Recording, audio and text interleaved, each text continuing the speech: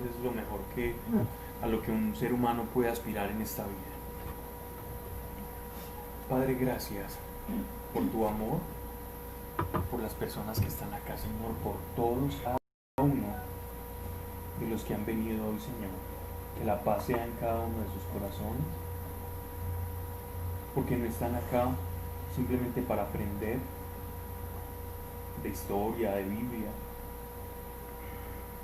sino que el propósito que hay en este grupo es el conocer, Señor, tu palabra, para saber cómo son tus atributos, qué te gusta, qué te disgusta, cuál es tu plan con nosotros, y en esa medida poder responder mejor a ese plan y no tener argumento alguno como el que muchos dicen, que tú no hablas, que tú has permanecido callado durante mucho tiempo, porque ciertamente hablas a través de esta revelación y te das a conocer. Que no se diga aquí cosa alguna que no esté de acuerdo a tu voluntad, no nos interesa eso, Señor. Mas si es tu voluntad, que aquí se hable y baje al corazón y lo podamos poner en obras en el nombre de Cristo Jesús. Amén. Bien, ya estamos finalizando el capítulo 58, versículo 8. Vamos. Ya. Creo que sí. Capítulo 58. Ay, sí. ¿Qué le pasó? La carita feliz. ¿Por qué? Ya la hacemos ya clave para. ¿Por qué? Ya empezamos. Recordemos que en este capítulo es un capítulo que se ha utilizado mucho, incluso en las homilías, para predicar, y es el que habla sobre todo del verdadero ayuno y cómo es el estado del cual nosotros no estamos exentos, que es el caminar o ese endurecimiento religioso, que es cambiar con manifestaciones exteriores por obras de la carne lo que atañe al Espíritu Santo y a la moral interior, ¿cierto? Entonces yo puedo intentar como vivir en paralelo una relación con Dios, pero a través de cosas completamente externas que no son como que no provienen de Él. A eso se le llama la religiosidad, y eso es lo que hablábamos en ese capítulo, cómo el pueblo de Israel pasó de una intimidad con Dios a un mero formalismo religioso, y en ese formalismo religioso ellos se preguntaban: ¿y por qué será que Dios no nos habla? ¿Y por qué será que no escuchamos a Dios? ¿Qué será lo que estamos haciendo mal? Pero para alguien que, digámoslo así, como en el caso de los fariseos, su mayor virtud son sus obras, o sea, las obras de externas que te hacen simular una relación con Dios, es muy difícil el darse cuenta que es precisamente eso lo que afecta esa relación con Dios. Porque no van más allá, ¿cierto? Sí, y no solamente eso, porque cuando tú hablas con alguien que está inmerso en la religiosidad, si tú le tocas algún punto religioso, religiosamente te va a responder que el que está mal eres tú. No, y se quedan en las reglas y no buscan como esa experiencia. Exacto, exacto. Y es que de la experiencia de Dios nacen las reglas. No es lo mismo tener una intimidad con Dios a hacer cosas de Dios. Ser como un simpatizante. Porque conocer a Dios es escucharlo, es recibir instrucciones, es caminar con Él, es hacer lo que a Él le agrada, es arrepentirnos cuando le desagradamos, pero no es arrepentirnos porque en nuestro ego o en nuestro orgullo sentimos que somos menos cuando hacemos algo malo. Hay personas que no actúan o que su santidad es más como una especie de búsqueda de la perfección humana que de agradar a Dios. Lo hacen como un autoperfeccionamiento, como si fuera una especie de, eso tiene un nombre, se llama ascesis, de ahí viene la palabra ascética. La palabra ascética quiere decir como todo ese comportamiento del hombre intentando buscar valores superiores y trabajando disciplinadamente con un montón de cosas para conseguirlos. Pero cuando yo hago todo ese tipo de cosas, simplemente movido como aquel que se mete a cursos de superación personal, no hay diferencia alguna entre el que esté en superación personal y el que esté caminando en búsqueda de escuchar el Espíritu de Dios.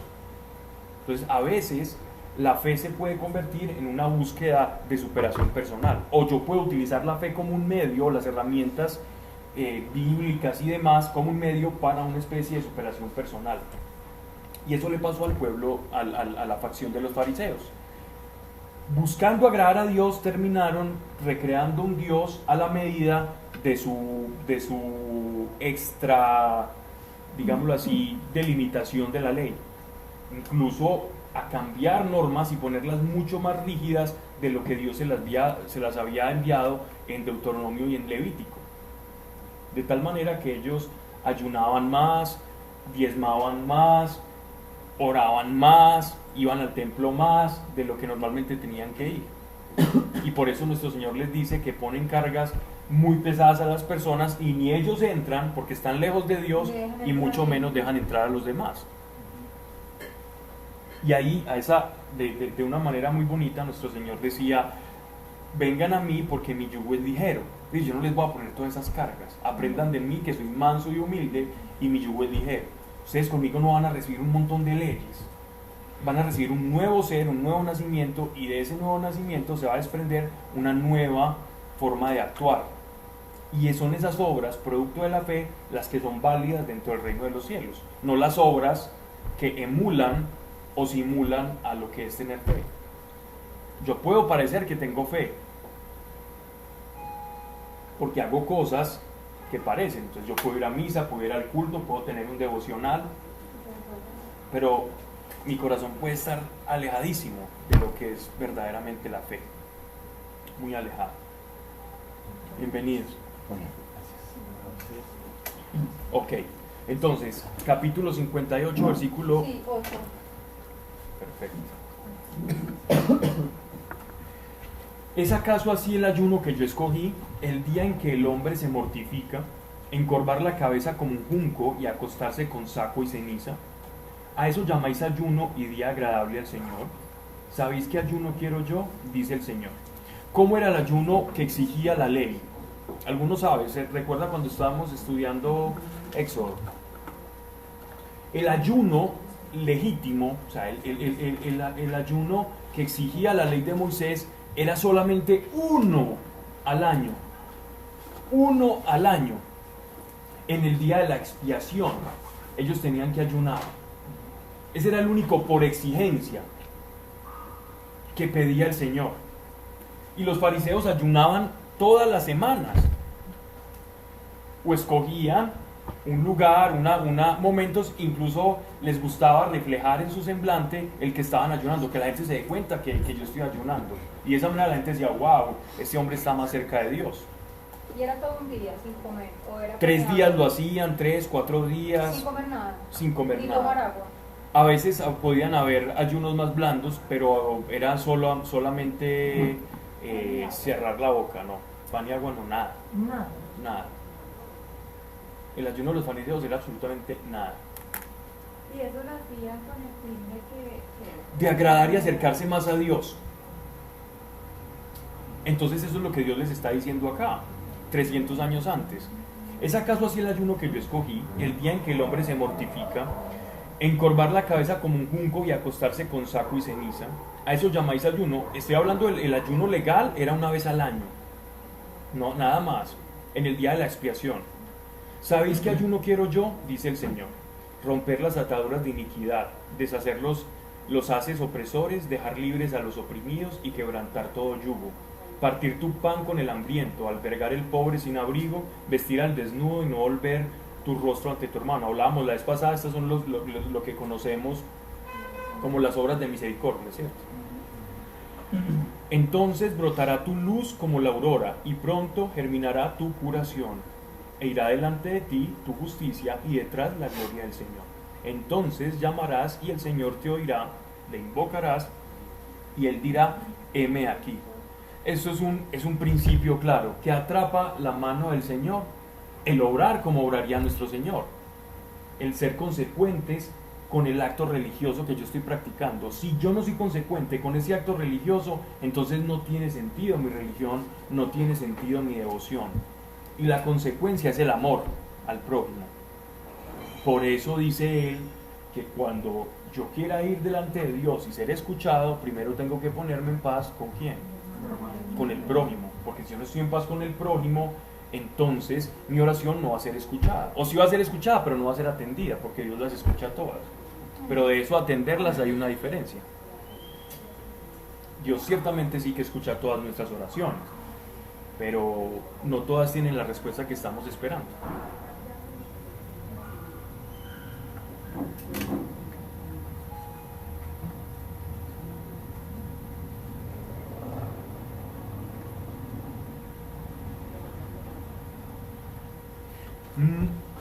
Recuerden ese pasaje del Evangelio, está en varios de los evangelistas, de cuando nuestro Señor envía a sus apóstoles por primera vez, ungidos con el Espíritu Santo, pero pues, como todavía no había llegado Pentecostés, ellos no estaban llenos del Espíritu Santo, sino que simplemente eran comisionados con un poder que dependía de nuestro Señor, ¿cierto? Y entonces ellos se van a pregonar por diferentes aldeas de la salvación y de que el Mesías ha llegado a la tierra. Y en el entretanto se encuentra uno de estos apóstoles, ellos iban de dos en dos, se encuentran con un hombre endemoniado. Ellos ya habían visto muchas sanidades, endemoniados ser liberados, y de pronto este hombre endemoniado no da su brazo a torcer, o el demonio más bien no da su brazo a torcer, y no sale este hombre, y ellos se van un poco con ese conflicto de por qué será lo que pasó, por qué no pudimos. Y se le acercan a nuestro Señor por motivo de una predicación que él estaba dando y le preguntan que por qué ha pasado eso, si ellos hicieron lo que él les dijo o lo que él les mandó a hacer y oraron en su nombre. Exactamente, y entonces nuestro Señor les dice, este género de demonios, de espíritus demoníacos, solo salen con oración y ayuno. Entonces, muchas veces, muchas personas, yo sé que a mí me pasó la primera vez que yo lo leí, yo pensé, quiere decir que entonces cuando uno se vaya a enfrentarlo, como cuando uno tenga un enfrentamiento de esos espirituales, que de pronto se cruza en la predicación o cuando la presencia de Dios se hace manifiesta, entonces uno tiene que estar preparado y tiene que ayunar y tiene que orar, porque si no los demonios no salen. Y eso es lo que, digámoslo así, como ligeramente el contexto te da a entender. Pero él les dice, hombres de poca fe, este género solo sale con oración y ayuno. Dice, hombres de poca fe. Entonces uno piensa, ok. Pero hombres de poca fe, coma.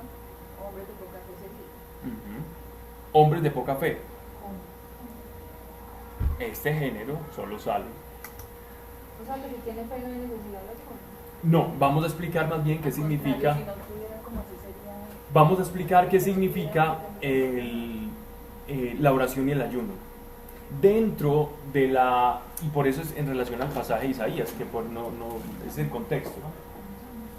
La oración y el ayuno, de acuerdo a este capítulo 58 de Isaías, era como el caballito de batalla para enseñar la providencia. No los actos religiosos o las obras exteriores, sino mi convicción y dependencia de Dios es lo que va a producir eso, que esas cosas pasen.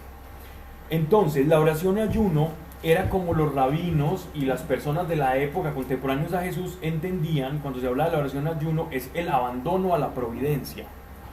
Ellos entendían el ayuno no como aguantar hambre. Los verdaderos rabinos, los que escribían sobre la moral religiosa de la época, entendían el oración y ayuno no como el aguantar hambre. Ese aguantar hambre se hacía una vez al año, en el día de la expiación, ¿cierto?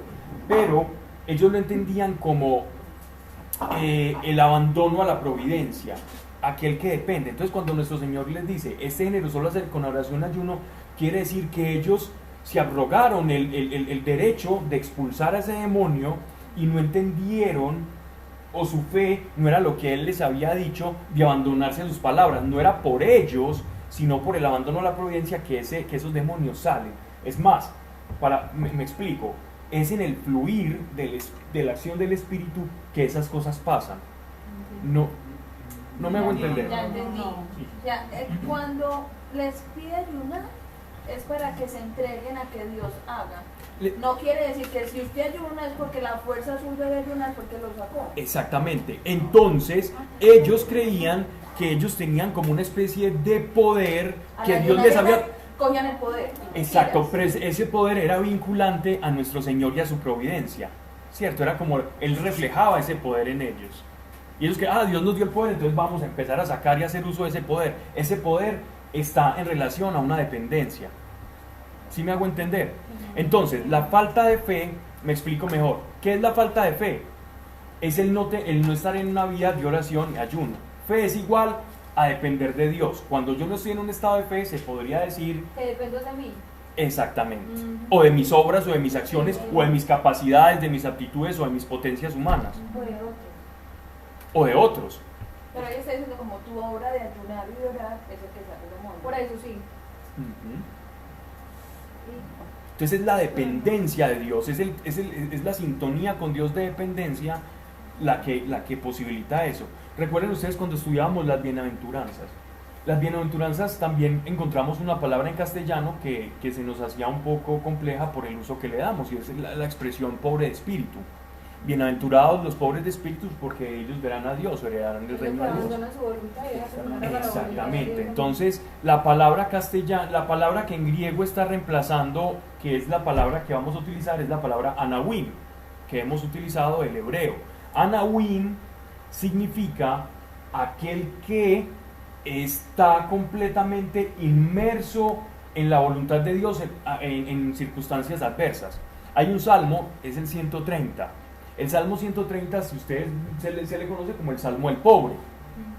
Pues dice pobre en nuestras versiones castellanas, pero si lo leyéramos en hebreo diría el Salmo del Anawim, ¿cierto? El Salmo del que está esperando en la providencia de Dios, el que está atacado por las circunstancias y dice, solo sé que Dios me va a sacar de acá, y solo espero y dependo de Dios. Entonces el rey David, en ese orden de ideas, era un Anawim, era un pobre de espíritu, que sabía que solo en Dios encontraba su sustento y su esperanza.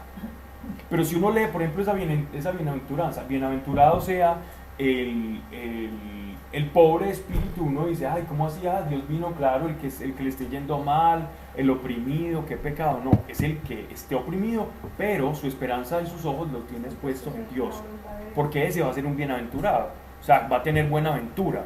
Eso que espera lo va a obtener, por eso él va a ver a Dios. Entonces miren que a veces el lenguaje cambia un poco las cosas. Oración y ayuno, ¿qué pasó? No, Pancho ahí. que estoy levantando la mano para Sí. pero apenas tengo una chica, también están en manos para preguntar. Entonces, ¿qué pasa?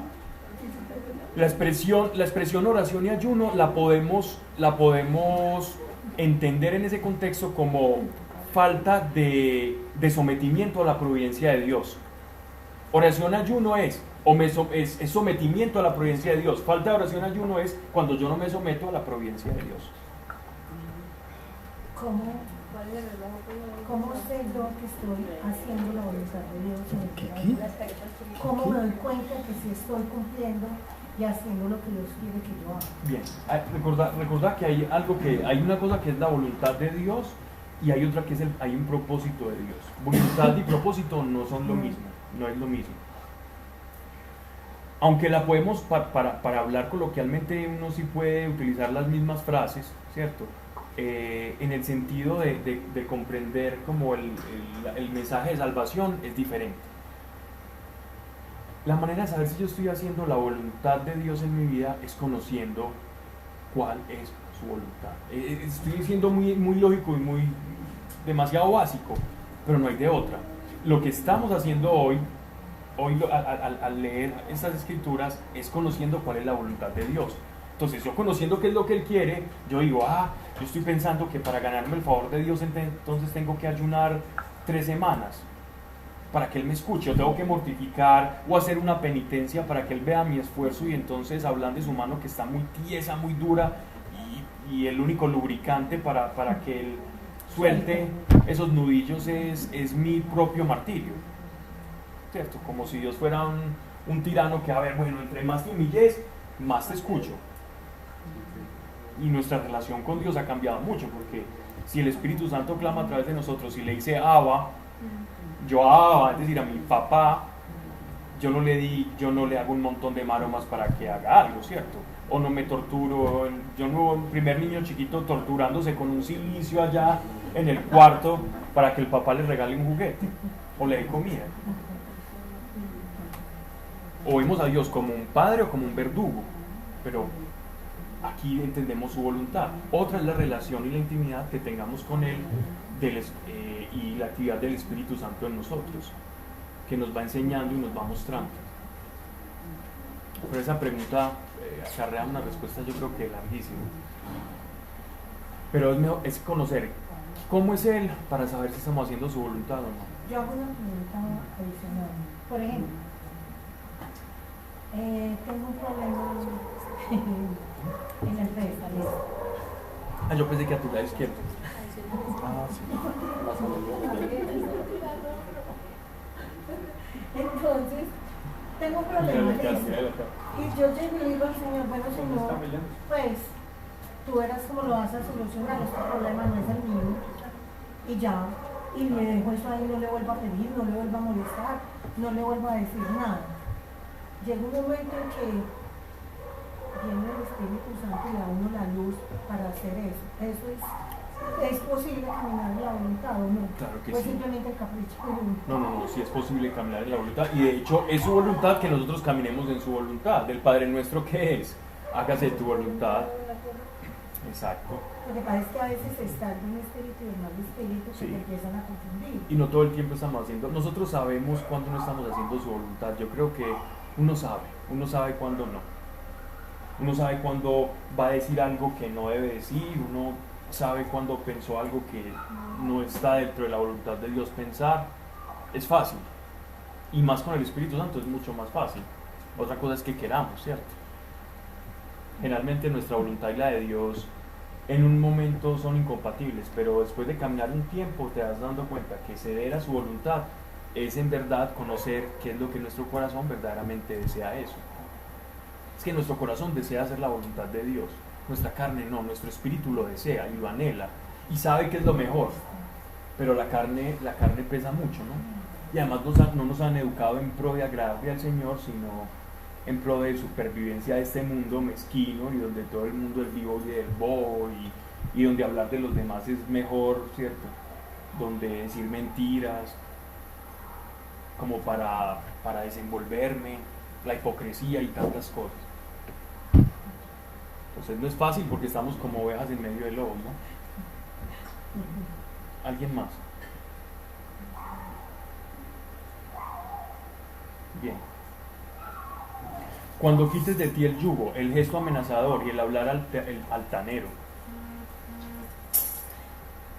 Miren pues, tenemos en primer lugar cómo es el ayuno que agrada a Dios. Ya entendemos el contexto de ayuno. El contexto de ayuno verdadero para Dios es ayuno de maldad. Voy a ayunar del mal y voy a hacer el bien. Ayunando del mal voy a hacer el bien. Y por amor al prójimo. Ahí ese es el verdadero ayuno. ¿Qué vale más? ¿Que vos aguantes hambre o que expreses el amor de Dios que hay en ti a otra persona que lo necesite? Pero el ayuno refrena mucho los pasiones de la carne, ¿no? Sí, pero ayuda. O sea, el ayuno obviamente es edifica el importante carácter. eso. El ayuno edifica el carácter, ¿cierto? Y se antepone el espíritu. Y el dominio propio, pero el dominio propio que se quiere conseguir por el ayuno es diferente al dominio propio que viene como un don del Espíritu. Y es que en realidad en sí no es ni siquiera el ayuno, es tu cercanía a Dios durante el ayuno, que es lo mismo que pasa con... El ayuno por el ayuno no sirve para nada. Por el mero hecho de hacerlo, pues no sirve. O sea, Sirve para aguantar hambre o para adelgazar. Rebaja. Pablo explica eso. El dominio propio que se adquiere por el ayuno es diferente al que tiene el espíritu. Es decir, es una autodisciplina. Es como el japonés que dice voy a hacer esto todos los días y cumple el ciclo de 21 días. A los 21 días se le hace un hábito y sigue con ese pensamiento. Y uno dice, tan bonito, tan perseverante, está aplicando. Pero esas cosas son... Por sí solas son nada. No son obras salvíficas o no son obras espirituales, pero cuando la obra del dominio propio es espiritual, ya no es una disciplina humana, sino que hay una connotación espiritual. Y voy a ponerte un ejemplo muy claro.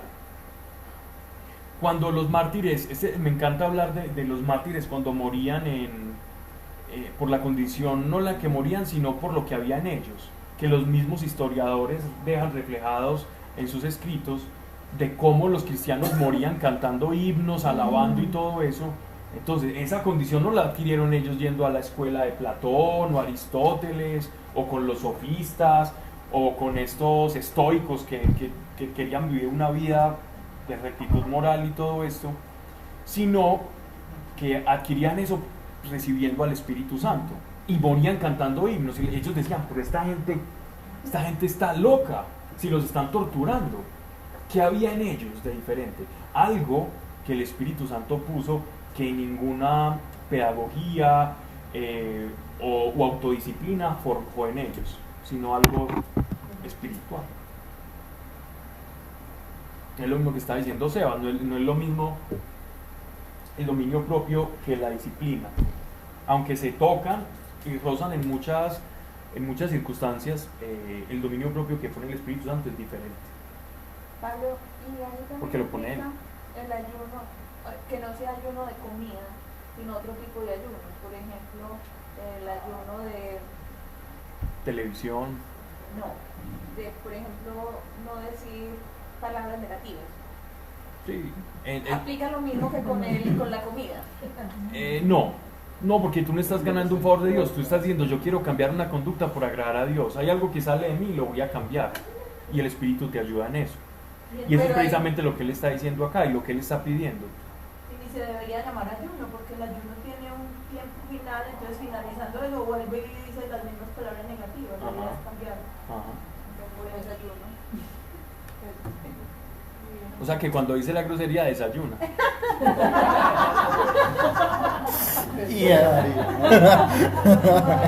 De bueno si le sale el chiste. Dale el Pablo. Se había demorado. Sí. Me parecía.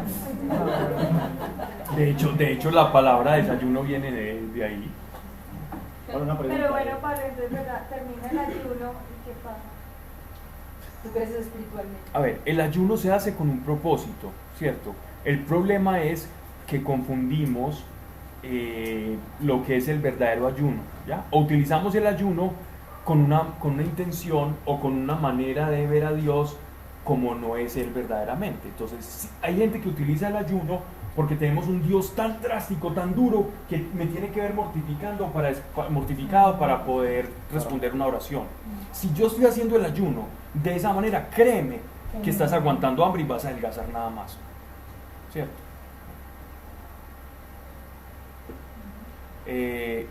Pero si tú estás ayunando, por ejemplo, porque quieres escuchar a Dios, no porque crees que Él no te habla, sino porque te quieres aislar de toda la bulla, ese es un ayuno que ya cambia, porque tú sabes que Dios habla, pero que hay mucho ruido y que le vas a decir a ese ruido, ya, no más, me voy a encerrar con mi Señor para escucharlo claramente. Esa intención que lleva ese ayuno es muy diferente al que ve a Dios como apretado, ¿no? Como amarreta. Yo ya me perdí. Ayuno entonces solamente va a ser de comida. Yo creo que la explicación ahí no sería como, pues creo que la acabo de entender, es como que si ayunamos no Sí, es sí. solo dejar de comer, sino como en serio ir a un lugar, como estar en silencio, encerrados, como para... Estoy utilizando el término ayuno como fuera del contexto de alimenticio, ¿cierto? Pero si vamos a delimitar la expresión, es solo alimenticio. Pero vamos a apalancarnos en ese término para utilizar cómo también se puede ayunar, ¿cierto? Cómo se podría ayunar. No para reemplazar el ayuno de comida en sí, porque está el ayuno de comida, sino cómo convendría ver o darle matices a ese ayuno para nosotros como creyentes, llenos del Espíritu Santo. Por ejemplo, voy a hacer un ayuno de ruido. Voy a hacer un ayuno de ruido y encerrarme para escuchar a Dios, y vale la pena. Y muchas personas lo hacen y se van a una montaña y solo a escuchar a Dios, y ahí se aíslan de todo. Solo que le llaman a ayuno, otros le llamarán, esos se aislaron, otros le llamarán ayuno, diferentemente. Una pregunta relacionada con eso, ¿por qué en la iglesia católica utilizan lo de la parte de la vigilia pues como un ayuno? ¿Sí me entiendes? ¿De dónde sale esa tradición? No solamente acá. Sale de la Pascua sale la Pascua y del día del perdón. Ah, por eso fue que lo instalaron ahí. Ajá. Lo que era el ayuno de ellos en el día de la expiación, para nosotros es la expiación vicaria de Cristo, o sea, en la Pascua. Entonces por eso se hacen las vigilias. Cuando quites de ti el yugo, el gesto amenazador y el hablar altanero, cuando des de tu pan al hambriento y sacies el alma del indigente, brillará tu luz en la oscuridad y tus tinieblas serán cual mediodía. Pero hubiera que... Pegado. Pasó a ser percibido. El Señor será siempre tu pastor. En el desierto hartará tu alma y dará vigor a tus huesos. Serás como huerto regado, como fuente de aguas que no se agotan. Y serán edificadas por ti las antiguas ruinas, y alzará los cimientos de generaciones y generaciones, y te llamarán reparador de brechas y restaurador de sendas para habitar. Todo este contexto de esta palabra se da en el Jerusalén que está siendo reedificado, pero en un nivel de precariedad muy alto. Ellos llegaron, sí, con los utensilios del templo, llegaron con algo de joyas, de cosas para poder entablarse nuevamente ahí como una nación. Sí, pero con un nivel de precariedad muy alto. Entonces, ellos habían recibido unas promesas de Dios de lo esplendoroso que iba a ser la nueva Jerusalén, y por otro lado ellos llegaron ahí con 3 palitos, 4 piedras y los utensilios que les devolvió Nabucodonosor, que no le devolvió, que el rey Darío le arrebató. Entonces ellos llegaron otra vez a Canaán, así, en ese estado de precariedad, y entonces están preguntando, bueno, y todas estas promesas que sabemos que Dios va a hacer, ¿qué? Entonces Dios les está diciendo por qué está demorando esa época gloriosa, y es por el pecado. Es por el pecado. Entonces miren, cuando quites de ti el yugo, el gesto amenazador y el hablar altanero, cuando des de tu pan al hambriento y sacies el alma indigente. Se habían formado en Canaán unas castas sociales de unos que tenían mucho y los otros como completamente desarraigados. Y entonces estos los de arriba se creían muy religiosos y muy espirituales, mientras el resto del pueblo estaba pasando condiciones de indigencia. Entonces le está diciendo, cuando usted entienda que en mi pueblo se tiene que marcar el amor por el prójimo, que todos se tienen que ayudar porque ustedes solo son una nación, ese día van a ver a Israel, a Jerusalén florecer.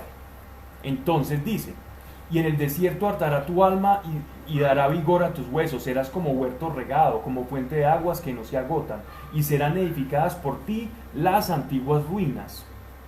Y alzarás los cimientos de generaciones y generaciones, y te llamarán reparador de brechas y restaurador de sendas para habitar. Es decir, van a ser unos buenos constructores de un nuevo edificio basado en un principio fundamental, y es el principio de fraternidad y amor entre hermanos, entre el pueblo. Sin ese principio, esos cimientos o la ayuda de Dios y la providencia para que la nueva Jerusalén se dé, nunca va a llegar. Ojo, aquí hay otra interpretación dentro de este mismo pasaje, y es, estas ruinas antiguas también hacen referencia a la naturaleza caída del ser humano. Por eso nuestro Señor utiliza en doble sentido la palabra templo o edificio en los evangelios, y el apóstol Pablo también la utiliza. En la carta a los Hebreos vemos claramente como la alusión a lo que es el templo, y también en Segunda de Corintios, cuando él ve que la iglesia es como un templo y que cada uno de nosotros somos piedras vivas de que vamos edificando ese templo, ¿cierto? Nosotros somos como la misma parte de ese, digámoslo así, edificio vivo que se llama iglesia. Como ladrillitos. Ladrillos vivos, exacto. Entonces miren, y dice, y te llamarán reparador de brechas y restaurador de sendas para habitar. Dejo eso ahí simplemente porque lo vamos a tratar más adelante en Isaías 61. Vamos a tratar esto más adecuadamente en relación a la misión del Mesías. Isaías 59.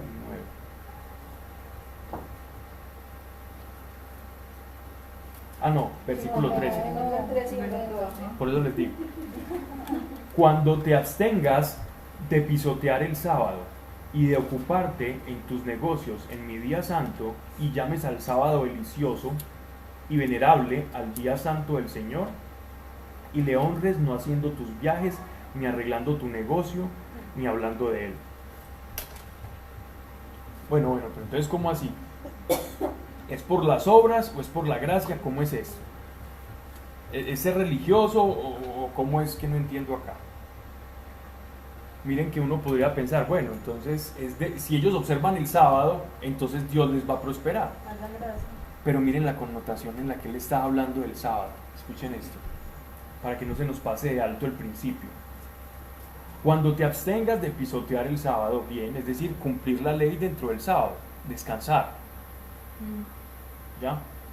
Y de ocuparte en tus negocios en mi día santo, o sea, trabajar, ocuparte en tus negocios es trabajar, y llames al sábado, y esta es la parte clave, delicioso, y llames al sábado delicioso. ¿Saben cuál era el propósito? Incluso lo dice en varios de los talmudes. El propósito del sábado era pasar tiempo con Dios y reposar en esa relación con Dios.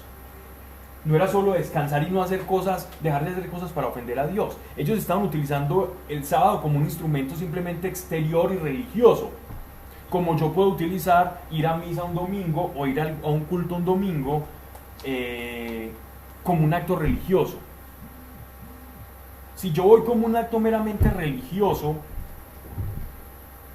y no disfruto de esa relación con Dios, entonces, ojo, ¿qué está pasando ahí? ¿Qué es lo que está pasando en mi vida? ¿Cómo está mi relación con Dios? Miren esto. Miren lo que él le reclama. Y llames al sábado delicioso. ¿Pero por qué lo vas a llamar delicioso? Porque estás pasando tiempo conmigo. Y si estás pasando tiempo con tu Dios, ¿cómo debe ser ese tiempo? Debe ser agradable. Mi momento de oración tiene que ser agradable. Bueno, a menos cuando uno va pues con todas sus penurias y sus cargas a Dios, no es agradable. Es bueno cuando uno sale porque descarga.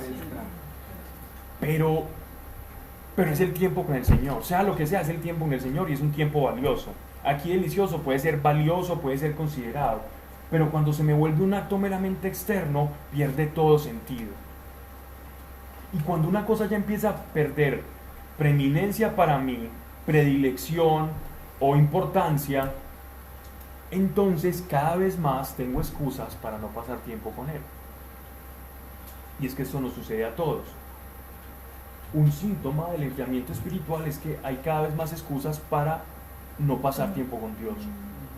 Bien sean excusas de mi propia debilidad de carácter o de actividades como en este caso nuestro Señor les está diciendo a los israelitas. En sus negocios envueltos y cada vez yo estoy como más por allá, por allá, por allá. Y después te preguntas el por qué no ves lo que quieres ver de mí. ¿Cierto? Eso es lo que Él les está increpando a ellos. Disfrute, les está diciendo, ustedes no están disfrutando conmigo, están haciendo cosas y esas cosas no les sirven para acercarse a mí. Y venerable el día santo del Señor, y le honres no haciendo tus viajes, ni arreglando tu negocio, ni hablando de él. Entonces te gozarás en Dios,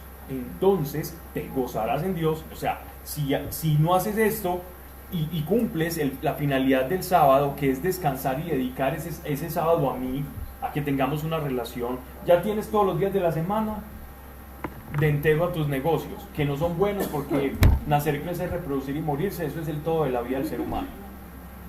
Pero un tiempo, nosotros no tenemos que cumplir como iglesia. Esa era la pregunta. Nosotros no es que tengamos, pero sí valorar el tiempo que tengamos con el Señor. Mire, y dice, entonces te gozarás en el Señor y te haré remontar. Miren pues esto, y te haré remontar. ¿Qué pasa para los que nos gozamos en Dios? te haré remontar sobre las alturas de la tierra y te daré a comer la herencia de Jacob, tu padre, pues la boca del Señor ha hablado. Es decir, esto es una sentencia de Dios, esto es un principio, esto es una regla. Quiero conocer cómo obtener bendición. He aquí un principio para obtener bendición. Disfrute de su relación con Dios. No vuelva a su relación con Dios una devoción. Las devociones están muy por debajo de la relación con Dios. Las devociones, al decir que están por debajo, no quiero decir que sean malas. Todo en esta vida está por debajo de Dios. Y por decir eso no estoy diciendo que todas las cosas de la vida son malas, pero que muchas veces no valoramos lo que es más importante y no tenemos ese orden de prioridades. Si yo valoro eso, entonces Él me está prometiendo algo. Si usted aplica ese simple principio de deleitarse en mí, y esta no es la primera frase que dice, porque hay muchos, y deleítate a sí mismo en el Señor y Él concederá, es lo mismo. Yo tengo una duda ahí, Pablo. Cuando de alguna manera no es culpa de Dios, pues entiéndame lo que estoy diciendo. Te entiendo, sí. Es cuando nos cumplen los deseos del corazón. Ejemplo, tengo un tema laboral y Señor, yo quiero este trabajo porque pues, Señor, los que piden a la pareja, Señor, yo quiero esto, aquello, y Dios te va cumpliendo las cosas. Entonces vos te empezás a dedicar a tus negocios, a tu pareja, a tu trabajo, a tus cosas, y eso te empieza a robar un montón de tiempo. Entonces lo que fue bendición y que Dios te realmente se convirtió en el que te robó en primer lugar del Señor. Cierto. Pues a mí me ha pasado. Yo les he contado mucho la anécdota del tipo de la moto. Yo les he contado. Bueno, es que Dios muchas veces le anda las vainas. Sí. Yo creo que antes de pedir la bendición es que el Señor le prepare a uno el corazón para recibir esa bendición. Porque ciertamente la bendición es tener a Dios en la vida de nosotros. Más lo otro viene por añadidura, pero la verdadera bendición es tener al Señor. Así es. Eso es de la moto. El de la moto es un hombre que teníamos como un grupo de oración, entonces el hombre iba y todos los sábados oraba, Señor, recuerda la moto, yo quiero te pedía, y lo pedía en voz alta porque todos hablaban de sus peticiones. Y ya como que lleva 6 meses con ese mismo jaleo de pedir esa moto, y entre todos se ponen de acuerdo y dicen, ¿sabe qué? Comprémosle la motico. Y le compran la moto al tipo, y una moto buena, de buen cilindraje, y se la llevan, el tipo súper feliz. Y cuando el otro domingo, sábado por la mañana, no apareció, era domingo, no llegaba. ¿Este tipo qué? Y al otro domingo tampoco, hasta que lo llamaron, hey, ¿vos por qué no volviste? Hombre, es que es el único espacito que me queda para lavar la moto.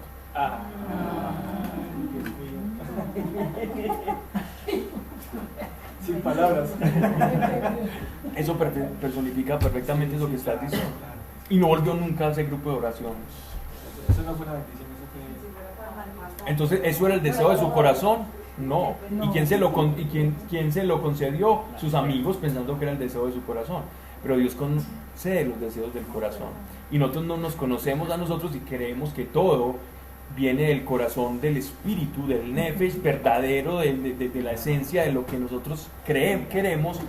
Y nosotros muchas veces pedimos cosas que no queremos, que creemos que queremos. Pablo, pero eso no, o sea, pero cuando se pegó, refiere aquí de que Él concede los deseos del corazón, eso no es cuando ya está alineada tu vida con la vida de Dios, y entonces ahí es donde Él sí puede decir, porque es que si no, pues muchos deseos serían los caprichos de mi interior, no los deseos de mi corazón.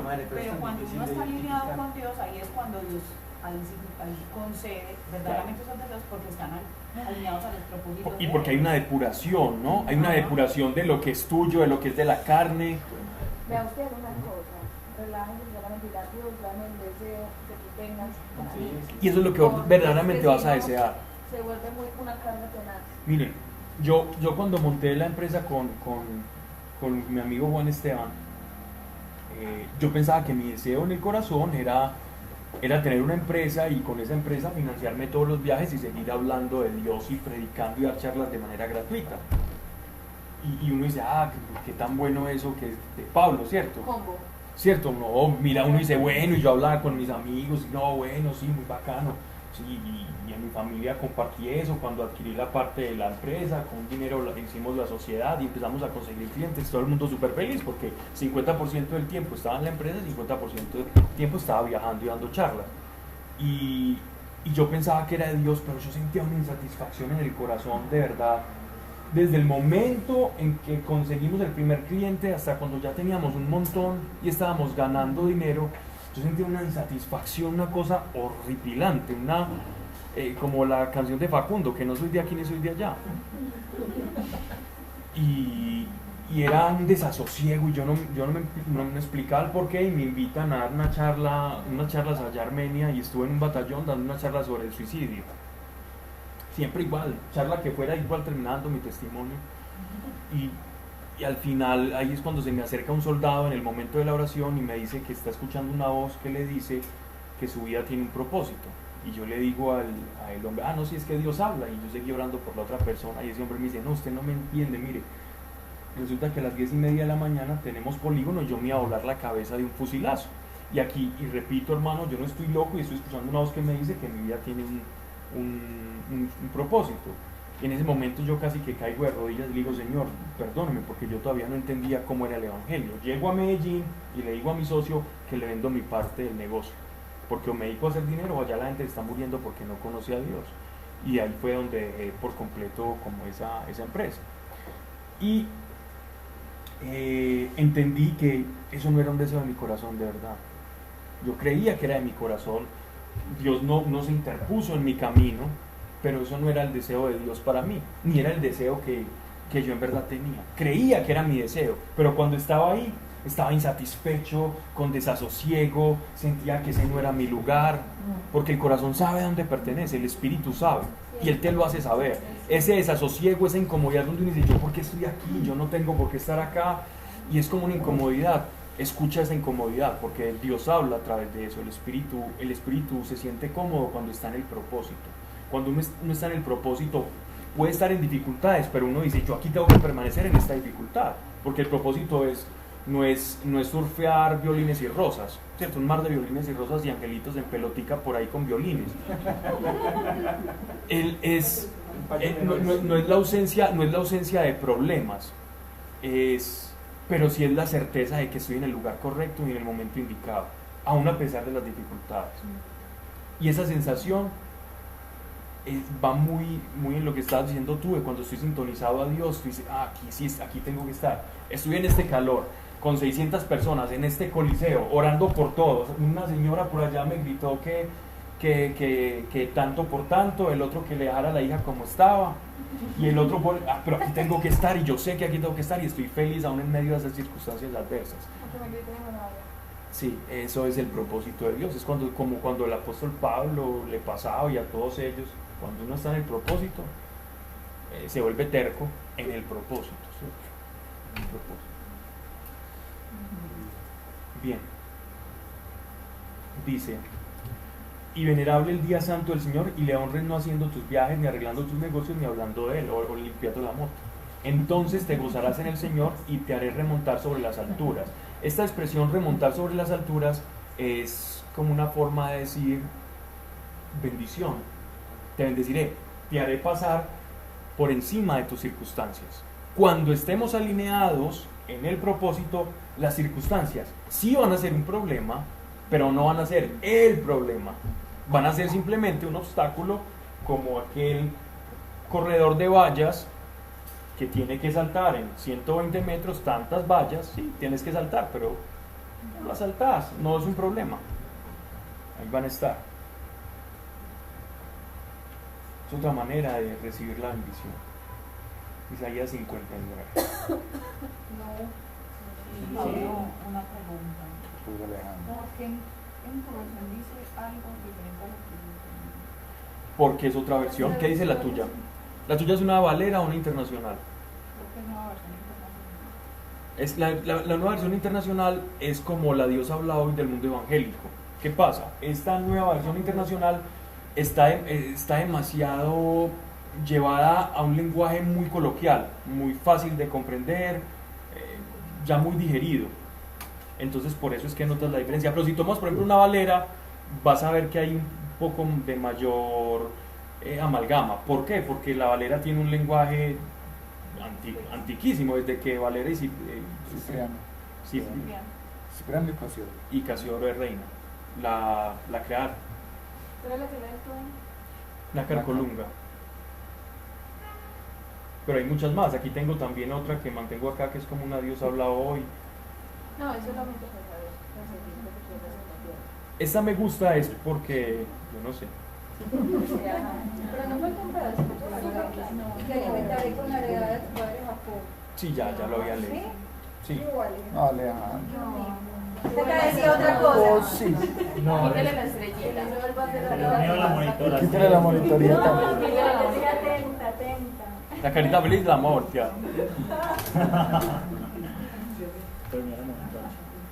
Pero si quieren puedo leer otra versión, no hay todo problema.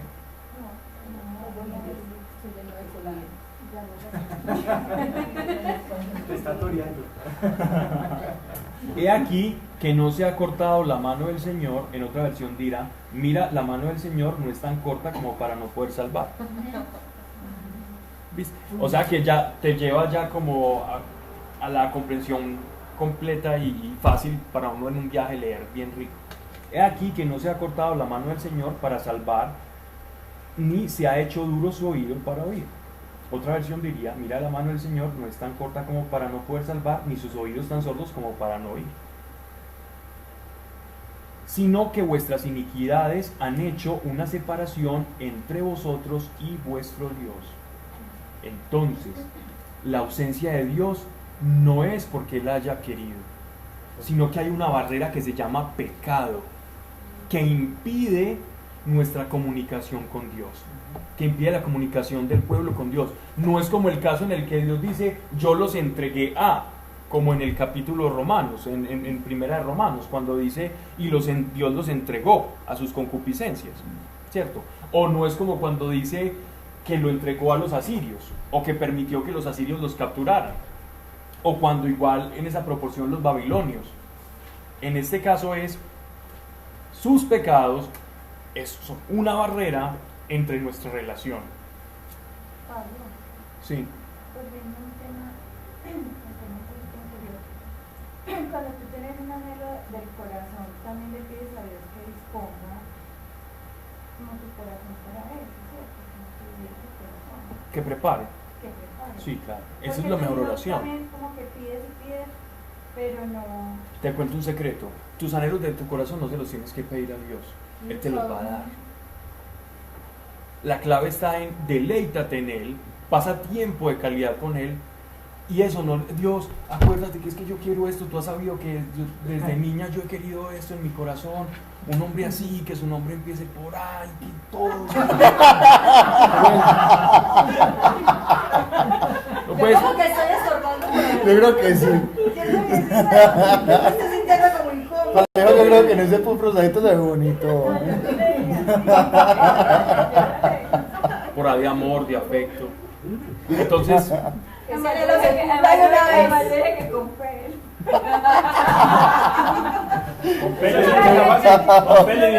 que nos perdonen los que están escuchando esta clase por todas las cosas que decimos y porque los hacemos perder del contexto y que ya me han puesto la queja muchas veces, pero ¿qué le hacemos? Pues, El Señor le hace crecer pelos y sanan los suyos. Ahí no hay nada imposible. Pero se tiene que deleitar mucho. Vende muchos de esos Pero sí como. Ok, Él es Marta. el que empieza. Entonces, ¿qué pasa? Simplemente tú te deleitas en Él y no le tienes que decir eso. No le tienes que pedir eso. Él te lo da. Y hace que todo se disponga para que eso suceda. Ya. No, tu anhelo no se tiene que convertir en una carga. Deleítate en Él. Y eso es todo. Principio fundamental de la relación con Dios. No más. Bien. Dice.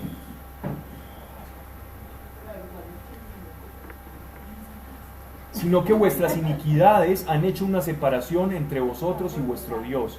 Vuestros pecados hacen que Él, en mayúscula, oculte su rostro para no oíros. porque vuestras manos están manchadas de sangre y vuestros dedos de iniquidad. Vuestros labios hablan mentira y vuestra lengua susurra impiedad. No hay quien clame por la justicia, nadie que juzgue con verdad. Estamos hablando de una era, estamos situados en la reconstrucción de Jerusalén. Hay mucha gente preguntándose, pero esta es la Jerusalén que estábamos esperando. Salimos de Babilonia y esto es lo que se está reedificando. Sí, el templo, y están intentando y todo esto, pero ellos se veían en unas condiciones de precariedad. Y en esa precariedad una cantidad de injusticias sociales. Los religiosos se habían vuelto hiperreligiosos, ayunando el triple, separándose del resto. Recuerden que hablamos de que la raíz de fariseos es separándose del resto y creyéndose más especiales, y las autoridades o los que poseían estaban completamente desviados de lo que era el amor que Dios quería reflejar en ellos. Entonces, no es que Dios no quería darles eso, o que Dios no quería cumplir la promesa, es que Dios ve una barrera que se llama pecado, que se llama iniquidad, que se llama que hay una cantidad de tramposos, los que se supone que deben de guiar al pueblo, están intentando guiar cada uno y salvarse como puedan con la religiosidad y con actos externos. Entonces, en ese caos no hay nadie que quiera conocer qué es lo que Dios quiere. Los unos creen que saben qué es lo que Dios quiere y están en una cantidad de actos religiosos súper complejos. Los otros completamente desviados de Dios y envueltos en mentira y todo esto. Y no hay nadie que clame. Es lo que Dios como aquí sorprendido está diciendo. Voy y miro mi pueblo y nadie me está diciendo, hey, quiero conocer qué es lo que tú quieres. Dinos qué es lo que tú quieres para hacerlo. Completamente. Es más, ahorita, yo creo que si nos da el tiempo, ¿sí? Vamos a ver un pasaje en el que parece que nos está hablando al mundo contemporáneo y a los dirigentes y a las modas sociales y a todo esto. Dice: oculte el rostro para mirar porque vuestras manos están manchadas, etcétera, etcétera. Versículo 4. No hay quien clame por la justicia, nadie que juzgue con verdad. Y obviamente no hay nadie que juzgue con verdad porque no la conoce. Y no la conoce porque no clama por ella, porque cree que su verdad es la verdad, que su propia justicia es la justicia de Dios. Confían en vanidades y hablan falsedades. Conciben fatigas y paren desventuras. Incuban huevos de áspides, palabra que seguro en la de ustedes dirá víbora, ¿cierto? Otras dirá áspide, esa es una valera. No, una Jerusalén latinoamericana. Áspide es una serpiente del norte de África, que miden 70 centímetros de largo y son de color marrón, y son muy venenosas, son muy ponzoñosas, en el norte de África y en Egipto. Y tejen telas de araña, y el que come esos huevos muere. Si se los rompe, sale un basilisco. Debe decir víbora o animal con ponzoña. No, la expresión literal es basilisco. Basilisco es un animal mitológico que tiene cuerpo de serpiente, es como una serpiente con cara de gallo y patas de gallo y alas de murciélago. Alas de murciélago, patas de gallo, cabeza de gallo, y en la colita de serpiente tiene un chucito, una ponzoña, un aguijón. Es un animal terrorífico. Pero entonces estas versiones traducen serpiente para no complicarnos la vida, ¿cierto? Como para que, sí, porque el contexto exige que usted va a tener veneno, ¿cierto? Basilisco es un animal mitológico que era miedoso, que incluso cuando miraban al basilisco las personas se petrificaban, así como la medusa. Quien miraba a la medusa quedaba en piedra, quien miraba a un basilisco a los ojos también se petrificaba. Incluso hay en el desierto, al sur de Palestina, hay unos montículos de piedra, y ellos dentro de su mitología y su folclore decían que habían visto un basilisco y por eso se habían petrificado. Bien, áspides y tejen tela de araña, y el que come de sus huevos muere, si se los rompe sale un basilisco. Se está refiriendo a ¿qué? A la manera y la oratoria, la retórica, o sea, el discurso de los dirigentes sacerdotales, de las castas sociales del pueblo de Jerusalén. No, miren, es que esta persona, nosotros le quitamos esa tierra por esto y por lo otro, y argumentaban muy bien el por qué les habían quitado esa tierra. Entonces, en medio de todo eso creaban estratagemas y discursos convincentes, y a esos discursos convincentes, para hacer lo malo pareciendo ser bueno, Dios le llama creando telaraña. Porque ¿qué es una telaraña? ¿Qué hace la araña? Crea toda una red para que los mosquitos, para que los insectos más pequeños caigan en él. Entonces, él le está diciendo al pueblo, miren, todo eso que se está diciendo, como que parece bueno, como todos los que van entretejiendo y cambiando y deformando la ley, y lo que yo quiero, que es el derecho, que ustedes amen a su prójimo, lo están desviando con palabras y discursos legales que dicen conforme a mí, pero en verdad, cuando ustedes caigan en ese discurso, van a ser atrapados como la telaraña o como el basilisco, ¿cierto? O como la ponzoña o la víbora, que van a quedar ustedes envenenados. Y eso es lo que está diciendo Estefanía. Eso es lo que pasa ahora. Ahora nosotros, si tú ves un diplomático actual, yo estaba escuchando hace poco una entrevista a un diplomático y él decía, bueno, es que prácticamente la diplomacia es el arte del bien mentir. El arte del bien mentir. Es decir mentiras con elegancia. Ser diplomático. Entonces le dicen a uno las cosas por debajo, ¿cierto? Bueno, o en la política, cuando te quieren vender algo, no, pero después cuando por ejemplo, no quiero hablar como de política, pero me voy a ir al caso de Venezuela un poquito, no a Colombia, porque de pronto alguien puede ser como solícito a un partido o alguna cosa, etcétera, etcétera, y no quiero herir esas susceptibilidades. Pero cuando uno escuchaba el discurso del expresidente Hugo Chávez, él hablaba, no, y queremos esto, y es un discurso bonito y que atrapa, y uno dice, qué bueno, si eso fuera verdad, del discurso al hecho, pero por debajo habían muchas cosas. Por debajo habían unos viajes a Cuba, por debajo también habían unas idas en helicóptero de unos babalados a esparcir ceniza de ritos de animales a Caracas. Por debajo había un trato con Castro para financiamiento petrolero de esas campañas. Entonces una cantidad de cosas. Yo no estoy diciendo que la izquierda o la derecha sea mala, no es la cosa, sino cómo se van entretejiendo como telarañas, ¿no? Y eso es a lo que se está refiriendo acá. ¿Cómo yo puedo acomodar algo y hacer caer muchas personas ahí? Sobre todo con esta cosa de Israel. Un discurso para después terminar haciendo mal. Y miren lo que dice. Sus telas no sirven para vestir, ni con sus obras puede uno arroparse. Parecen buenas, esto parece bueno. No, es que cuando yo utilizo un discurso y digo que no, hermano, venga, es que la inclusión social y venga y todo eso es muy bueno. Pero si nosotros vamos a ser muy drásticos, como a veces la escritura, es como si nosotros fuéramos un cuerpo y las células del cuerpo dijeran, no, venga, invitemos al cáncer, que dice inclusión social, inclusión celular. Estoy poniendo un ejemplo un poco desfasado, pero más o menos, no incluyamos al cáncer, no venga vitíligo, venga para acá, hermano, fiebre, venga, que usted es bienvenido, aquí no discriminamos. Cuando menos pensamos, el cuerpo está tan valiente, está moribundo y el cáncer se extendió.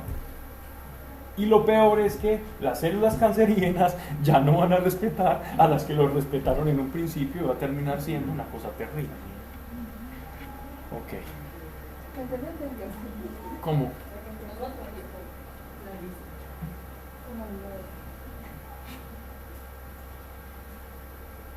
El pecado es una enfermedad espiritual.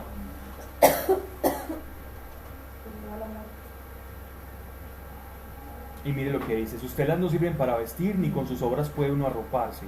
Sus obras son obras de iniquidad, y en sus manos hay obra de violencia. Corren tras el mal sus pies, y se dan prisa para derramar sangre inocente.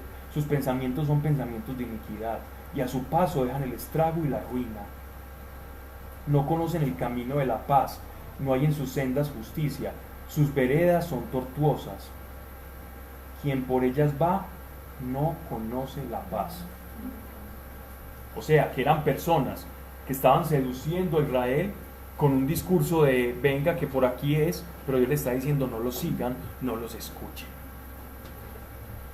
tergiversando la ley para decir por qué unos tenían derecho por sobre otros, y etcétera, etcétera. No tenemos muchos datos, pero sí sabemos que si Dios les estaba diciendo esto, era por una descomposición social que había en esa reconstrucción. Ahora viene el verso 15.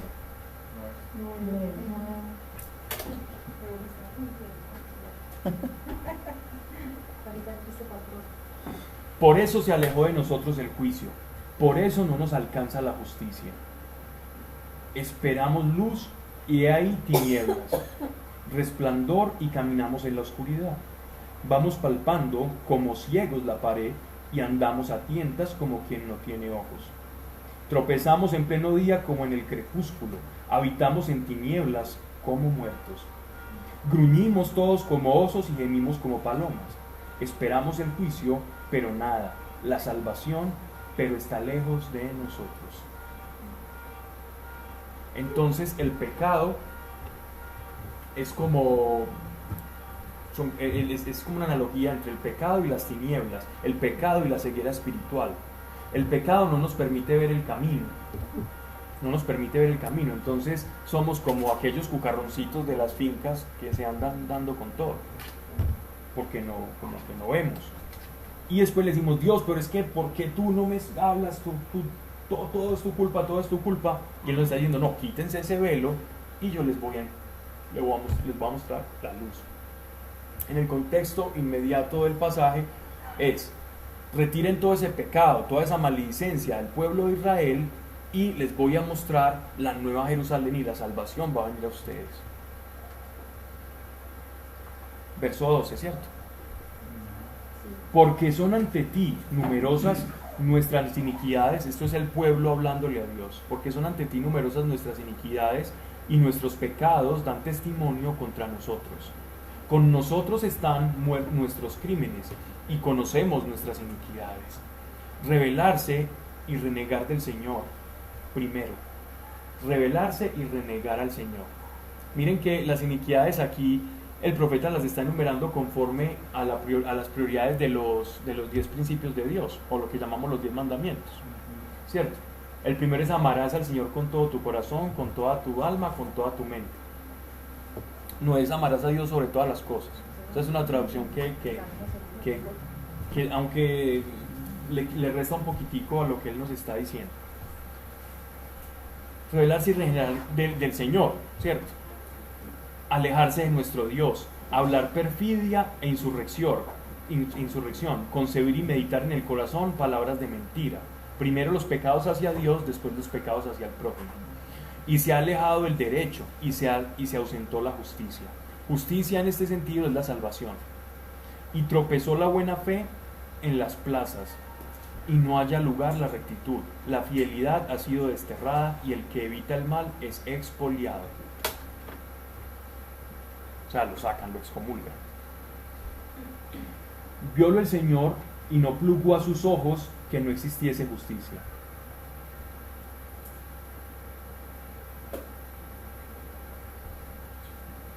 Y vio que no había ningún hombre, y le asombró que no hubiera intercesor. Entonces salvóle su brazo y vino en su ayuda su justicia. Y se revistió de la justicia como de coraza, y puso en su cabeza el casco de la salvación, y ya sé en qué deben de estar pensando, y se vistió de vestiduras de venganza, y se cubrió de celo como de manto. ¿Quién dijo ajá? Tú. ¿En qué estabas pensando? Exactamente, el apóstol Pablo hace uso de Isaías para expresar cómo nos tenemos que revestir los creyentes, de la armadura de Dios. ¿Y de dónde sacó esa armadura de Dios? De este pasaje de Isaías. Entonces, ¿cuál es la vestimenta del Señor? O sea que para los buenos entendedores del puerto de Corintio, Él les estaba diciendo que al revestirse de Cristo, ellos estaban revistiendo nada más y nada menos que de Dios mismo. En la cabeza el casco de la salvación. En la cabeza porque en su mente está salvar al hombre. Y se vistió de vestiduras de venganza y se cubrió de celo como de manto. porque va a ser la justicia. Venganza en este caso no es voy a ir a matar a todos los malos, no. Venganza es hacer la justicia, es voy a vengar mi palabra que no se está cumpliendo. Como son las obras, así es su retribución. Ira contra sus enemigos, represalia contra sus adversarios. A las islas dará la paga, y temerán desde el poniente el nombre del Señor, y desde el nacimiento del sol su gloria, porque vendrá como torrente impetuoso, empujado por el soplo del Señor. A todas las naciones que se ríen y se burlan del Estado de Israel, van a ver que va a resurgir, y en eso va a ser la justicia del Señor, y en eso va a ser la venganza del Señor. Venganza entendida en esos términos, ¿no? Verso 20. Mas para Sión vendrá como redentor. Es decir, para los que no creen en Dios van a ser humillados, mas para los que creen y esperan en Él, todo lo contrario. En cuanto a mí, he aquí mi alianza con ellos, dice el Señor. El espíritu mío que estaba sobre ti y mis palabras que yo pongo en tu boca, a Isaías, no faltarán de tu boca, ni de la de tu descendencia, ni de la boca de los hijos de tus hijos, dice el Señor, desde ahora para siempre. ¿Qué alcances tiene este pasaje? Nosotros sí, y el pueblo de Israel. ¿Recuerdan cuando estudiábamos la carta a los romanos que el apóstol Pablo da una promesa y nos dice algo que le va a ocurrir al pueblo de Israel en el futuro, como para que nosotros no nos sintamos superior a ellos? Y él les dice, pero es que ellos tienen promesa. Entonces nosotros no podemos decir, no, judíos, conviértanse a toda costa, ¿cierto? Bueno, en la idea sí, sería que ellos creyeran en el Mesías, pero sobre ellos Dios tiene un trato porque tiene promesa, y lo que Dios promete lo cumple. Y el apóstol Pablo utiliza esa expresión de que el pueblo judío va a tener una restauración en el final de los tiempos en atención a este pasaje y a una revelación que él había tenido. Entonces miren pues, para Sión vendrá como redentor, y para los convertidos del pecado en Jacob, dice el Señor. En cuanto a mí, he aquí que mi alianza con ellos, dice el Señor, estamos hablando con el pueblo de Israel, el espíritu mío que está sobre ti y mis palabras que yo pongo en tu boca no faltarán de tu boca, ni de la de tu descendencia, ni de la boca de los hijos de tus hijos, dice el Señor, desde ahora para siempre. Desde ahora para siempre. Ellos tienen una promesa eterna de restauración. Y uno sí debe pedir por la paz de Israel. Sí, sí, claro. Eso lo dicen las escrituras en varios pasajes, ¿cierto? Y clama por Israel, y en los salmos también. Y bendeciré también a quien.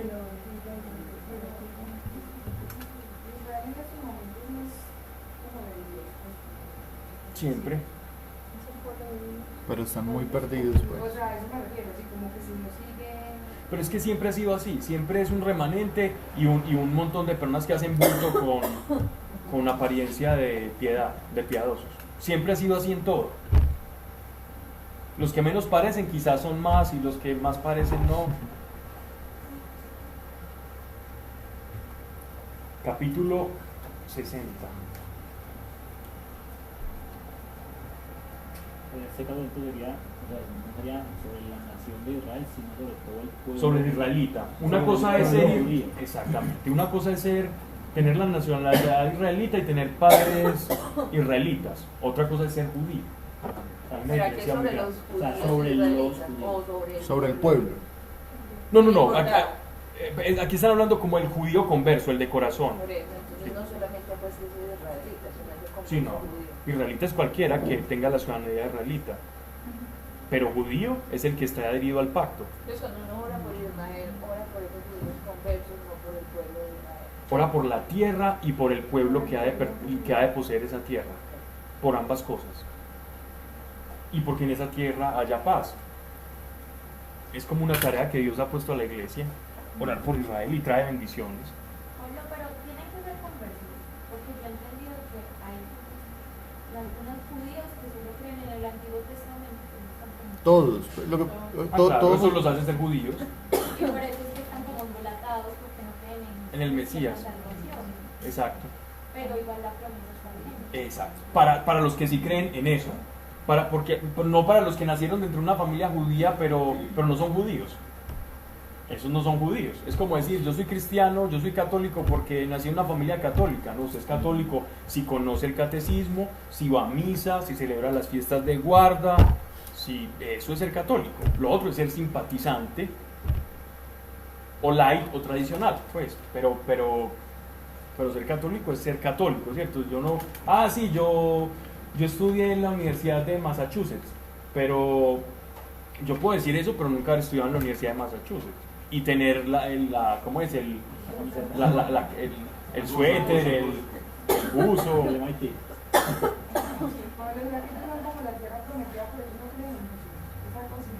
Pero muchos sí terminan creyendo, ¿cierto? Y hay judíos que llaman judíos mesiánicos y creen en Jesús el Mesías y todo. A su manera, judaizando y con sus reglas y todo, no comprendiendo un poco el mensaje del apóstol Pablo, que algunos incluso desechan de tajo, pero Dios tiene un trato con ellos y en nosotros no está juzgarlos, sino invitarlos a la conversión. El mensaje del apóstol Pablo es la gracia. Es la gracia, que tanto pega, porque es que la gracia y la ley en algún momento se tocan y sale algo a relucir y es, ¿qué es mejor, la gracia o la ley? La ley me demuestra que yo no puedo agradar a Dios por mi propia cuenta y que por más que yo quiera cumplir la ley, encuentro una ley en mi cuerpo que es el pecado, y la ley del pecado no me permite cumplir la ley de Dios que es perfecta. Entonces necesito algo más. ¿Qué he de necesitar? Oh, pobre de mí, ¿quién apartará este cuerpo de muerte? Dice el apóstol Pablo como el capítulo 7-8 de Romanos. Y la respuesta es la gracia en Cristo.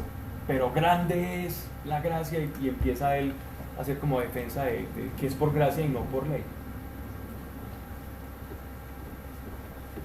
Levántate y resplandece, pues ha llegado tu luz y la gloria del Señor alborea sobre ti. Pues he aquí que está cubierta de tinieblas la tierra y de oscuridad los pueblos. Sobre ti viene la aurora del Señor y en ti se manifiesta su gloria. Las gentes andarán en tu luz y los reyes a claridad de tu aurora. Esto es una promesa a Israel en que va a ser restaurada y que los demás pueblos de la tierra los van a ver a ellos como unos instructores o como un pueblo bendecido, y de esa bendición ellos se van a asombrar. Justo a tiempo, man. Sí, ya lo acabo. Hey. Pero es que no venía claro. Y de María. Alza en torno tus ojos y mira. Todos se reúnen y vienen a ti. Llegan de lejos tus hijos, y tus hijas son traídas a ancas. Entonces mirarás y resplandecerás. Palpitará y se ensanchará tu corazón, pues vendrán a ti los tesoros del mar. 1. Estamos hablando de Tarsis, o sea, lo que es la parte de España que se conecta con el norte de África, ¿cierto? De la península ibérica. Todos los pueblos, ellos estaban en una condición de precariedad, como les digo, y todos los insumos de la restauración de Israel iban a venir de todos esos judíos de la diáspora, que iban a regresar como si las demás naciones fueran como una especie de nodriza. Las nodrizas en la Edad Media eran aquellas que le daban a amamantar a los hijos de un rey o de un príncipe, etcétera, etcétera. Entonces eran mujeres que lactaban toda su vida, así como una vaca la ordena toda la vida. Pues que sí, cierto, porque si se sigue estimulando esa glándula mamaria, no sale el calostro, pero sigue saliendo la leche toda la vida. Una mujer puede lactar toda la vida. Exactamente. Qué horror. Pero gracias a esa capacidad del cuerpo femenino, habían mujeres que su profesión era ser nodrizas, amamantar a las hijas de las reinas, etcétera, etcétera. Y los niños no, habían los príncipes, los lactaban hasta los 15 años de edad. Si ustedes ven, por ejemplo, las dinastías de China, por ejemplo, a nosotros nos quedaron como algunas, digámoslo así, como relatos de cómo era la vida en el palacio del emperador.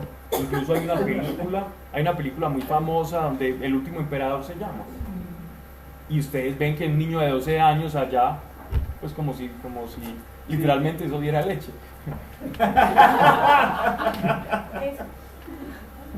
Bueno, entonces ya, el caso es que eso... ¿Cerremos o separemos? Okay. El pueblo, los diferentes pueblos iban a ser como nodrizas de Israel. Todos los de la diáspora, judíos de la diáspora, se amamantaron de las diferentes naciones y toda esa leche, riquezas, entiéndase, leche, riquezas, iban a ser repatriados al nuevo Israel. Entonces ahí es el contexto de este pasaje. Palpitará y ensanchará tu corazón, pues vendrán a ti los tesoros del mar, Tarsis, España, llegarán a ti las riquezas de los pueblos, te cubrirán muchedumbres de camellos, dromedarios de Madián y Efá. Estamos hablando del sudeste palestino, naciones que ahora son árabes. Esto podría ser lo que ahora es actualmente Yemen. Todos vienen de Saba, trayendo oro e incienso. En Primera de Reyes se nos habla de Saba también como una nación donde se vendía esto, pues donde se fabricaba y a través de la ruta de la seda se distribuía a todas las partes del mundo. Y de Tarsis el oro y la plata, o sea, España, trayendo oro e incienso, pregonando las glorias del Señor. En ti se reunirán los ganados de Cedar, los carneros de Nabayot. Nabayot puede ser traducido como lo que conocemos como Petra o los nabateos, que eran aquellas ciudades de peregrinos árabes, beduinos, que fabricaban rocas gigantescas, y que hay una ciudad muy hermosa que apenas hasta hace poquito arqueólogos, arquitectos y como personas, ingenieros, más o menos dieron con la forma en que ellos construyeron Petra. Hasta hace poquito pudieron decir, bueno, ya entendimos cómo lo construyeron. Se demoraron una cantidad de tiempo, años de estudio, de análisis, de arquitectos, de mediciones, para decir cómo estos nabateos habían construido en esas terrenos yermos y pedregosos todas esas estatuas y esos, ¿cómo es que se llama? Mausoleos y todo esto. Llegan a ti los camellos de dromedarios de Madián y Efá, todos vienen de Saba trayendo oro e incienso, pregonando las glorias del Señor. En ti se reunirán los ganados de Cedar, los carneros de los nabateos estarán a tu servicio. Subirán como víctimas gratas sobre mi altar. Es decir, todo eso que traigan de las diferentes naciones, Dios no lo va a considerar como algo impuro, sino como algo que Él ya había dispuesto para que se produjese. Y para que ellos no se asustaran que todo ese oro, eso estaba impuro y que eso no era de Dios. No, esto lo permito yo y esto ya lo tenía dentro de mi propósito. Y yo glorificaré la casa de mi gloria, es decir, el templo. Con todo eso lo iban a adornar. ¿Quiénes son aquellos que vuelan como nube, como palomas a su palomar? Sí, se reúnen las naves para mí, con los navíos de Tarsis a la cabeza, para traer de lejos a tus hijos con su oro y su plata, para el nombre del Señor, tu Dios, para el Santo de Israel que te glorifica.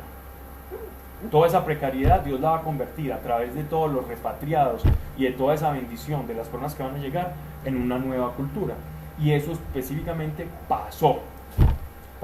La Israel de Herodes y de la época de los macabeos era una Israel bonita y boyante, ¿no?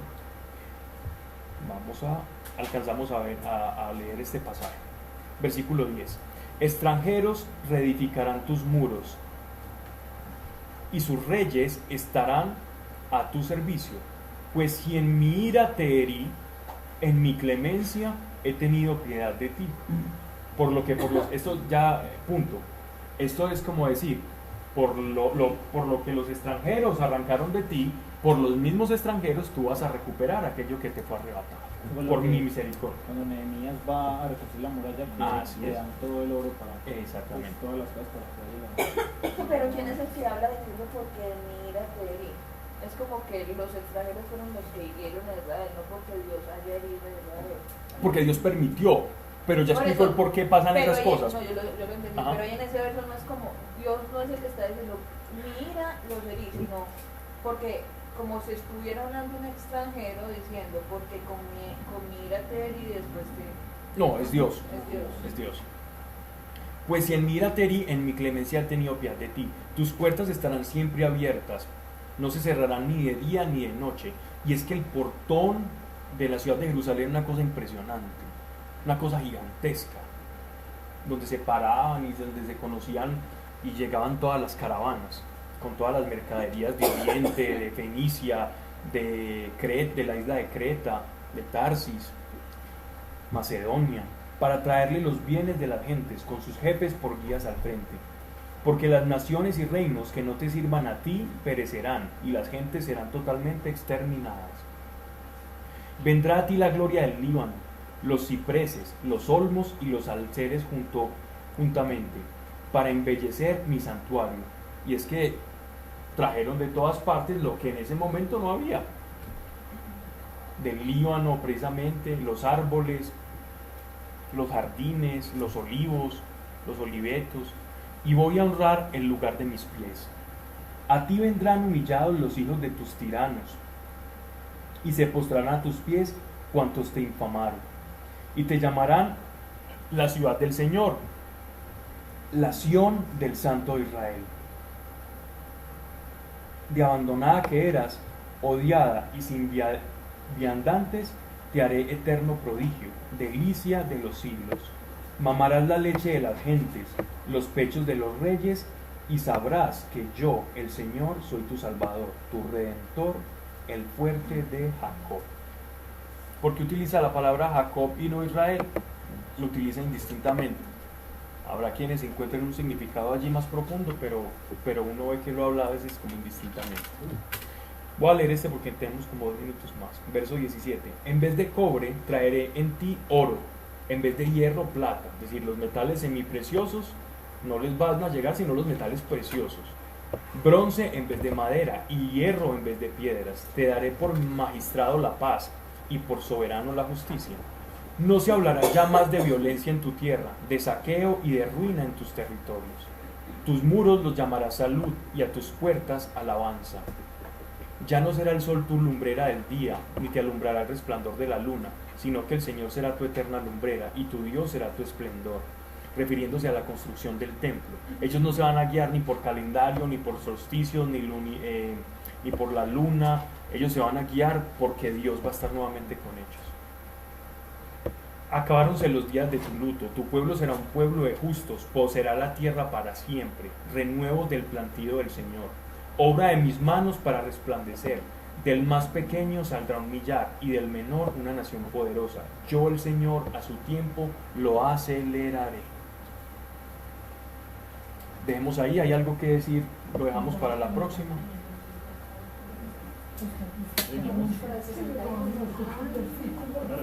¿Qué pasó? Está hasta el versículo 11.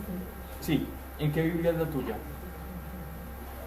Yo la NBI, Nueva Versión Internacional. Vas a encontrar eso también en los Salmos y en el pasaje de Isaías, porque hay unas versiones que tienen unos códices ya, y de acuerdo a esos códices ruedan como 2 versiones, unas que traen este pasaje extra, hay otras que no, y también vas a encontrar eso en Salmos, en los Salmos también. Ya después, si quieres, hablamos de eso en la próxima, de por qué unos la incluyeron y otros no.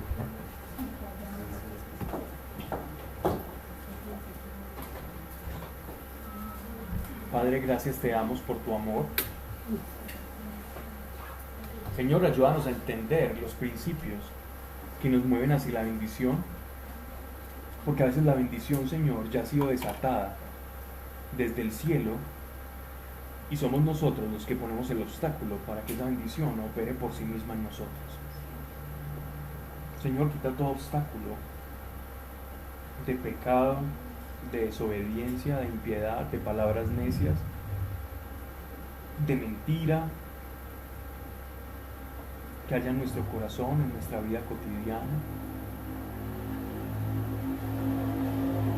para que no tengamos excusa alguna de ver tu mano, de ver tu poder, Señor, y que esa excusa no esté en nosotros mismos, Señor, cuando tú ya has dispuesto todo.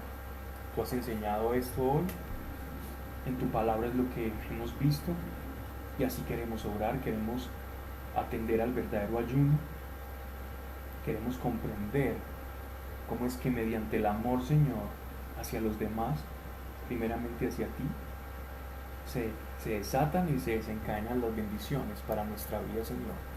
Porque queremos que nuestra vida alumbre como tú dices que ha de alumbrar, Señor. Ese es el propósito, ese es el plan, ese es el pacto.